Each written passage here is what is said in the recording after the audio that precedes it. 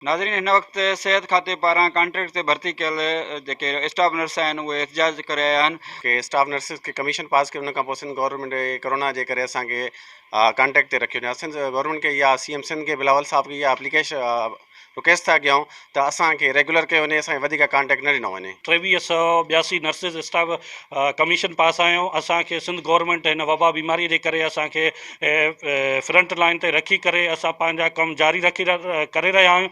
जीअं त सिंध गवर्नमेंट खां मुतालबो कयूं था ऐं CM सिंध खां मुतालबो कयूं था त असांखे जल्द खां जल्द रेगुलर कयो वञे। हीअ एमरजेंसी कोविड थी वई, जंहिंजे करे असांखे हुकूमत 99 ॾींहंनि जे लाइ खयूं, पर अञा ताईं असांखे रेगुलर न कयो आहे। 3 महीननि खां पोइ असांखे वरी ॿीहर कॉन्ट्रैक्ट ॾिनो वियो आहे। नाज़रीन, हिननि जो मुज़ाहिरीन जो मुतालबो आहे त खेनि फौरी तौर रेगुलर कयो वञे, छाकाणि त हू मेरिट ते भर्ती थिया आहिनि ऐं हुननि सिंध पब्लिक सर्विस कमीशन में अहिड़ी टेस्ट पिणु पास कई आहे। कैमरामैन मोहम्मद अमीन शर सां गॾु हफ़ीज़ शर, सिंध TV न्यूज़, ठरी मीरवा।